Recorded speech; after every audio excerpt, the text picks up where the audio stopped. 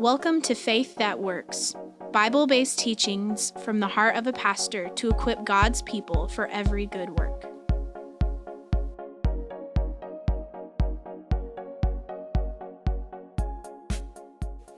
The Lord is my shepherd, I shall not want. He maketh me to lie down in green pastures. He leadeth me beside the still waters. He restoreth my soul. He leadeth me in paths of righteousness for his name's sake. Yea, though I walk through the valley of the shadow of death, I will fear no evil, for thou art with me. Thy rod and thy staff, they comfort me. Thou preparest a table before me in the presence of mine enemies.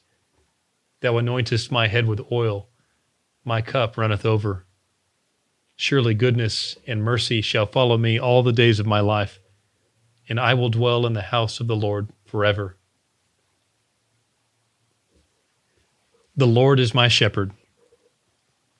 This is a mighty declaration. Yahweh, God, the Holy Trinity, is my owner and caretaker. In most Protestant catechisms, the first question asked is, what is my only hope in this life and in the next?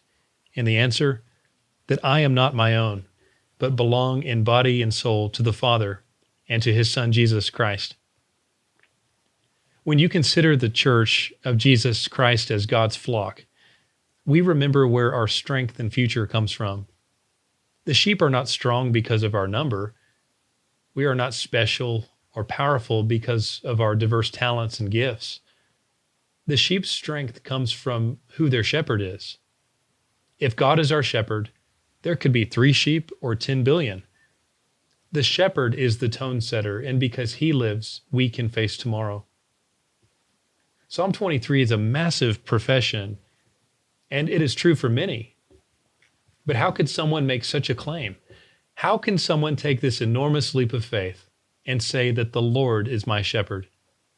Let us look at 2 false reasons why a person would so boldly call the Lord their shepherd.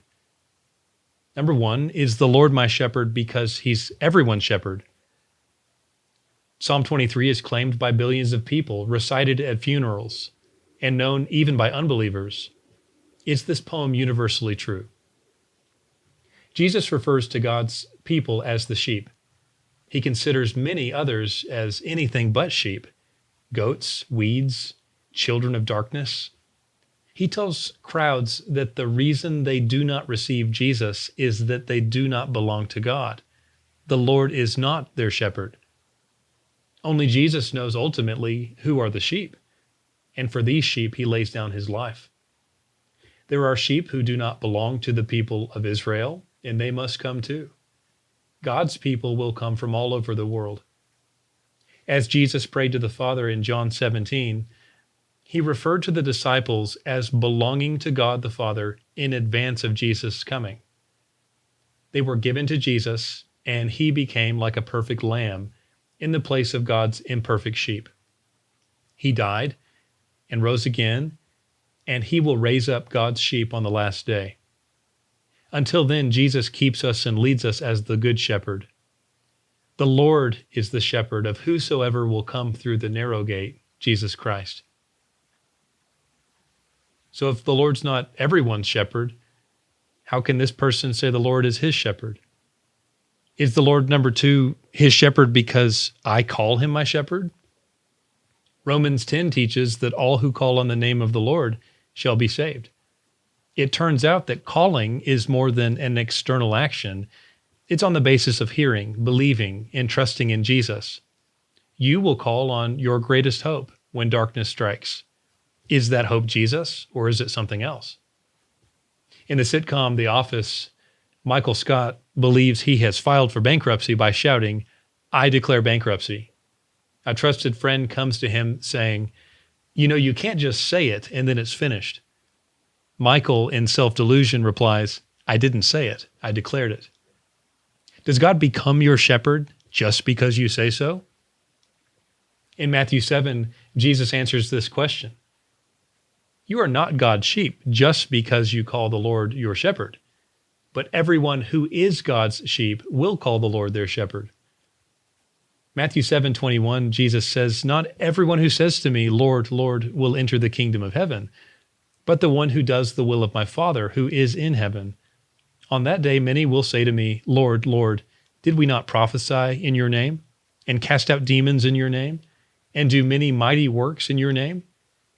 And then will I declare to them, 'I never knew you. Depart from me, you workers of lawlessness.'"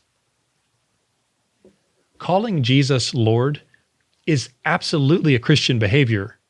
It's an essential fruit of someone who is truly born from above and who clings to their blessed hope. But not everyone who uses their mouth to say Lord is actually of the flock. Being a true member of the flock includes professing Jesus as Lord, but it is not based on this. How then can the psalmist say, "The Lord is my shepherd"? The remainder of the prayer gives us the reasons. Claiming the creator and ruler of the world as our keeper is an astonishing assertion. It's unique because it's not the watered-down default and state of all mankind. It's bold and secure because it's not based on our claims, but our claims are based on God's grace, which has reached for us. The Lord is my shepherd.